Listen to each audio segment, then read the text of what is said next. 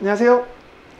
온라인 마케팅 대행사 DMC 대표 치과의사 겸손입니다. 오늘은 지난 시간에 또 이어서 세 번째인데요. 치과 컨설턴트 이다희님 모시고 이야기를 나눠보도록 하겠습니다. 안녕하세요. 오늘은 어떻게 하면 환자분들이 우리 병원을 좀 따뜻한 병원, 좋은 병원이라고 여길 수 있도록 만드는지 거기에 대해서 이야기를 한번 해보겠습니다. 요즘에 사실 거의 대부분의 원장님들이 좀 친절하다고 생각하거든요. 맞아요. 진짜 예전에는 뭐 다 반말하고 네. 그죠, 막 틱틱거리고 했었는데 요즘에 뭐 거의 대부분 친절하다 생각해요. 하지만 또 더 잘할 수 있는 부분이 있을 것 같거든요. 어떻게 하면 더 잘할 수 있을까요? 예전에는 친절한 거, 병원에서 친절한 거를 되게 환자들이 따졌다면 지금은 아니더라고요. 그죠? 어떤 걸 순위권이 따지나요? 바뀌었어요. 뭐냐면 내 치료를 잘 설명해주는 치과가 사실 1위라고 하더라고요. 사실 근데 환자분들 입장에서는 그걸 친절하다 생각할 것 같아요. 네, 그게 큰 사실- 범주에서는. 네, 맞아요. 처음 오는 환자분들이 우리 병원을 선택을 하려면 친절 하나 가지고는 잘 안 되잖아요. 왜냐면 환자분들이 니즈가 많잖아요. 뭐 친절도 해야 되고, 원장님 얼굴도 잘생겨야 되고, 목소리도 좋아야 되고, 그죠? 뭐 직원들이 이쁘면 더 좋고, 뭐 장비도 좋아야 되고, 인테리어도 좋아야 되고, 여러 가지를 이제는 깨끗해야 되고, 이런 것들을 니즈가 굉장히 많거든요. 근데 그거를 다 해주기는 사실은 버겁죠.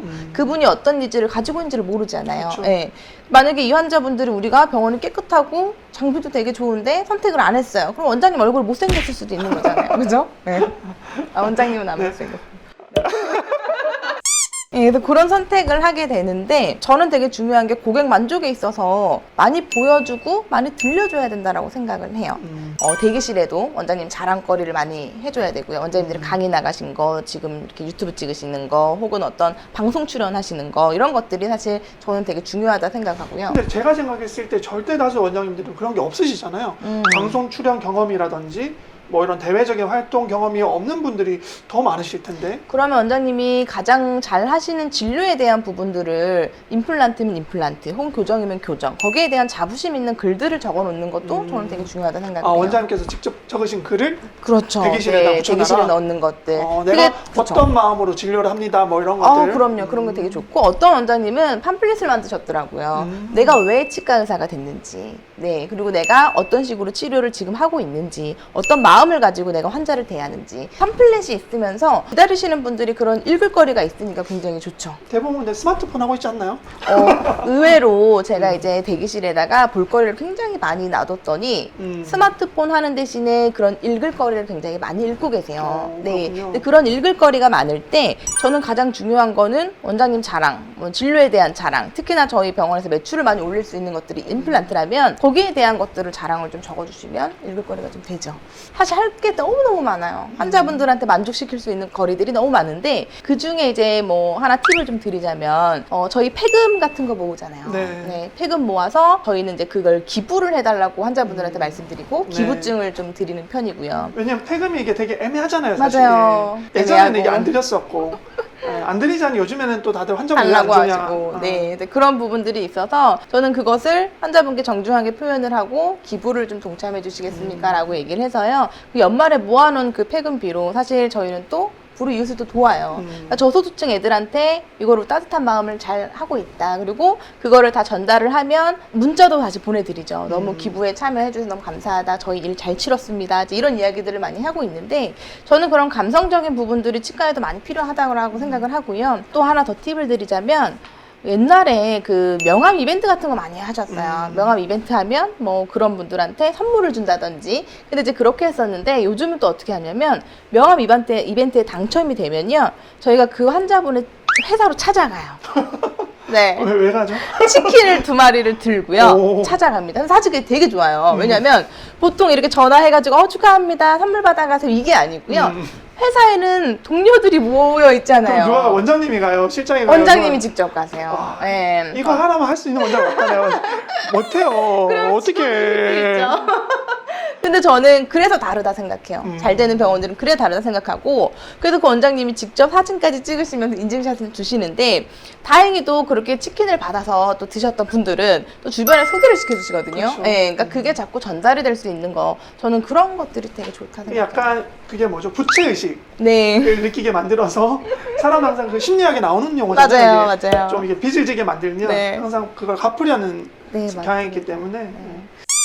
그리고 책에서 저는 되게 좋았던 내용이 눈을 마주치고 인사해라. 아, 원장님들이요. 네, 왜냐하면 치과 의사들 같은 경우에는 45도 네, 후방에서 맞습니다. 접근하거든요. 네. 그럼 저도 예전에 20대 때 제가 치과 의사 되기 전에 치과를 가보면 뒤에서 뭔가 말소리는 들리는데 돌아보기는 좀 약간 애매하고 맞아요. 나올 때까지 얼굴 못 봤던. 제가 저희 직원들한테도 정말 이렇게 하지 말라 하는 게 뭐냐면 제발 환자들 눕혀놓고 포덮은 상태에서 나 부르지 마라. 아, 그래야지 내가 인사하지 왜 누워있는 사람한테 나를 인사시키게 맞아요. 하느냐 이런 얘기를 하거든요. 안 고쳐져요 근데 그게. 그러니까 그런 경우 제가 직원들한테 얘기를 하는데 직원들한테 얘기하는 게 이제 눈치가 보이는 거예요. 혹시라도 또 직원들이 또 속상해하고 삐질까봐 서운해할까봐 직원들 눈치 많이 봐요. 회의하세요? 회의 요즘에 안 해요. 옛날에 했었는데 왜냐하면 또 회의하면 잔소리만 하게 돼. 아, 그렇죠. 네, 그렇죠. 그래서 직원들 싫어하는 것 같아가지고 그냥 직원들의 얘기를 가급적 안 해요. 실장님이랑만 얘기를 해요. 실장님이랑만. 실장님한테. 큰일 났다. 굉장히 부적절한 예시. 이렇게 하면 안 돼요라는 예시군요. 네, 지금 예시가. 네. 꼭 눈을 마주치면서 인사를 직원들이랑? 하셔야 돼요. 아니면 환자분이랑? 환자분들하고. 네. 그런 것들에 대한 좀 교육이나 이런 것들을 많이 하시는 거군요. 저는 컨설턴트로서. 네, 그걸 다 해요. 그래서 왜냐면 환자분들이 문을 열고 들어오는 그 순간부터 저는 시작이라 생각을 하거든요. 물론 뭐 더 깊게 가면 주차도 있을 거고 뭐 전화도 있을 거고 홈페이지도 있을 거고 하지만 일단은 내부적으로 교육 중에 가장 첫 번째가 환자분 들어오시면 무조건 일어나서 인사해야 되고 네, 눈 마주치고 밝게 웃어달라라고 이야기를 재미지게 이야기하고 있습니다. 제가 정말 또 싫어하는 것 중에 하나가 데스크 비우지 마라. 왜냐면 환자분이 문을 열고 들어왔는데 없어요. 아무도 없으면 진짜 당황스러워. 이거 나가야 되나? 맞아요. 맞아요. 이게 뭔가 내가 잘못 왔나? 뭐 이런 생각 할 수 있거든요. 맞아요. 정말 안에 진료실이 바쁘게 돌아가는데 데스크에서 뭔가 안에를 좀 안 도와주면 진료실에 있는 직원들은 조금 또 그게 또 짜증날 수 있거든요. 그렇죠. 쟤는 아무것도 하는 일 없으면서 저렇게 앉아있냐. 아하, 네, 맞아요. 그래서 제가 항상 직원들한테 얘기하는 게 데스크에 있는 실장님이 보통 계시겠지만 실장님이 오프인 경우에는 또 다른 직원이 거기 앉아있겠죠. 그렇죠. 절대 그 자리는 아무 일 없이 앉아있다고 해서 노는 게 아니다. 그렇죠. 언제 환자분이 오실지 모르기 때문에 그 자리는 절대 비우지 마라 이렇게 얘기를 하거든요.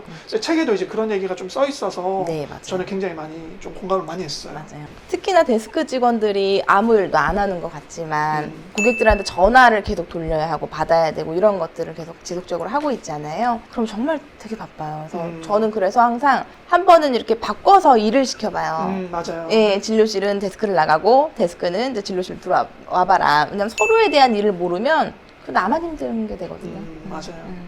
근데 이제 데스크 직원이 시간이 남을 때, 빌 때 휴대폰 하고 있으면 진짜 극혐. 안 돼요. 그것도 룰이어야 돼요. 그것도 규칙이 있어야 돼요.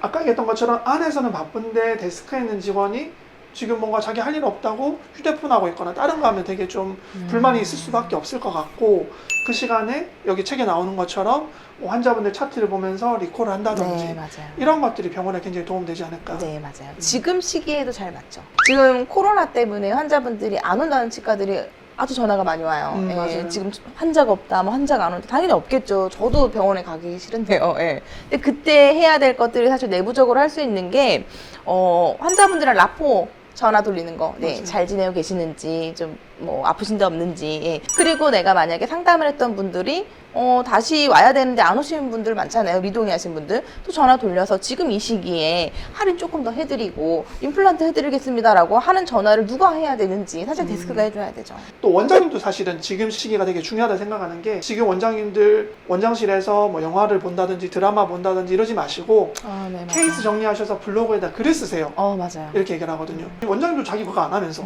직원한테만 그렇죠. 니네 이거 해라, 리콜해라 이것도 문제가 있는 거고 약간 공감되는 부분이 새로 생긴 것 같아요. 원장님들도 자기도 그런 짜투리 시간들을 잘 활용하셔야지 그래야지 병원이 성장할 수 있을 것 같다. 직원에게만 다 맡겨놓으면 안 된다. 안 된다. 오늘은 이제 세 번째 시간이었고요. 환자분들에게 어떻게 의료진이 대해야 되는지 환자분들 어떻게 좀 감동할 수 있게 만들 수 있는지 의사도 그렇고 그 다음에 직원들도 그렇고 각자에 대해서 한번 이야기를 나눠봤습니다.